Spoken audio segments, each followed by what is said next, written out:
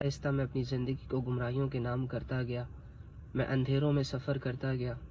کوئی روشنی نہ دکھی، کوئی ایسا شخص نہ ملا، کوئی ایسا حیرت والا انسان نہ ملا مجھے جو مجھے کہہ سکے کہ بھائی کیوں کر رہے ہو، کیا کر رہے ہو.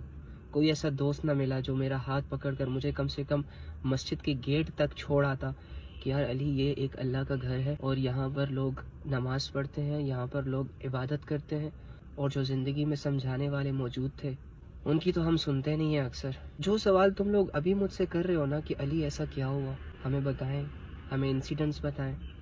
کاش کہ یہ سوال آپ لوگ مجھ سے تب کر لیتے کہ علی تم کیوں کر رہے ہو ایسا. ہو سکتا ہے میں بچ جاتا. میرے یہ جو 2-3 سال گمراہیوں میں گزرے ہیں ہو سکتا ہے اسے میں قیمتی بنا لیتا. لیکن چلے اسی میں میری بہتری ہوگی اور میں اللہ کا شکر ادا کرتا ہوں کہ آج جس بھی سٹیج پر ہوں.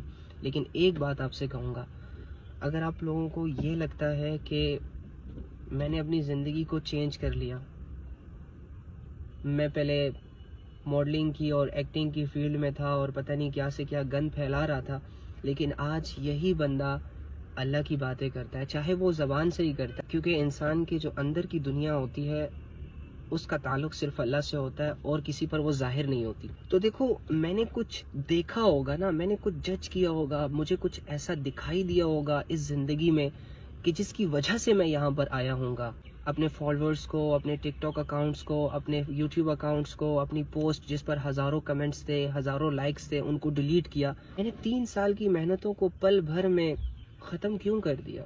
حالانکہ میں کوئی پاگل نہیں ہوں، دیوانہ نہیں ہوں، ہوش و حواس میں ہوں. اور میں آج خود ایکسیپٹ بھی کر رہا ہوں کہ مجھے میرے ڈیسیجن پہ گلٹ فیل نہیں ہو رہا. میں شکر ادا کرتا ہوں کہ اللہ تیرا شکر ہے کہ مجھے تو نے اس گند سے نکالا ہے. جس دنیا کو آج سے 3 سال پہلے میں اپنے لیے عزت سمجھتا تھا، شہرت سمجھتا تھا، آج اسی دنیا کو اور اسی زندگی کو میں گند کہہ رہا ہوں. کیوں کہہ رہا ہوں؟ آج سے 3 سال پہلے جہاں میری یہ سوچ ہوا کرتی ہے کہ میں خود ایک سیلیبریٹی بن کر تم لوگوں کے سامنے آؤں گا، آج میں، اللہ مجھے معاف کرے، میں انہی سیلیبریٹیز کو برا بلا کہہ رہا ہوں. کیوں کہہ رہا ہوں؟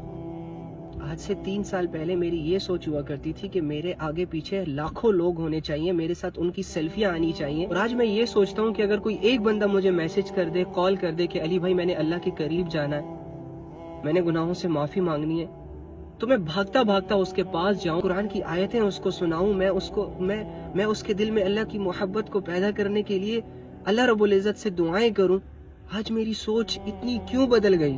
جو بھی میرا دوست ہوتا تھا، جو تھوڑا سا سٹائلش ہوتا تھا، میں اس کو ایڈوائزز دیتا کہ یار تم ماڈلنگ کی فیلڈ میں آ جاؤ، یار چل ساتھ میں شوٹ کرتے ہیں، یار چل فلاں لڑکی سے ڈیٹ لگاتے ہیں، فلاں کرتے ہیں، یہ کرتے ہیں، وہ کرتے ہیں. انہی دوستوں کے پاؤں پکڑ رہا ہوں، ان کے سامنے ہاتھ جوڑ کے یہ درخواست کر رہا ہوں کہ اپنی زندگیوں کو سنوار لو. کیوں کر رہا ہوں؟ کیا میں پاگل ہوں؟ کیا میں دیوانہ ہو گیا ہوں؟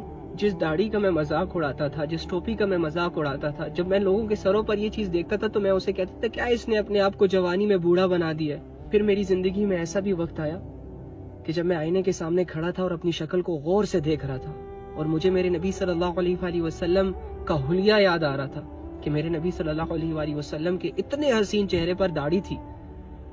میں نے نیت کر لی آج کے بعد میرے چہرے پہ بھی داڑھی ہوگی. آج اللہ کی توفیق سے میرے چہرے پر اپنی داڑھی ہے. پھر بات یاد آئی کہ ہمارے نبی صلی اللہ علیہ وآلہ وسلم جب بھی بازاروں میں جاتے تھے تو وہ اپنے سر کو ڈھانپ کر جاتے تھے. میں نے بھی ارادہ کر لیا کہ میں نے اپنے سر کو آج کے بعد ڈھانپنا ہے. آئی ڈونٹ کیئر کہ میں کیسا دکھوں گا، کیسا لگوں گا، لوگ کیا کہیں گے، لوگ باتیں بنائیں گے، فلاں کریں گے. میں نے بھی بڑی لوگوں کے پیچھے باتیں کی تھی. چلو اگر 10-20 لوگ میرے پیچھے باتیں کرتے ہیں، اٹس اوکے. میں نے بھی بہت سارے لوگوں کے دل توڑے تھے، کوئی بات نہیں. اگر 10-20 لوگ جو مجھ سے جڑے ہوئے ہیں وہ اس گیٹ اپ کی وجہ سے مجھ سے دور ہوتے ہیں، it's okay, I will manage. میں کر لوں گا مینج.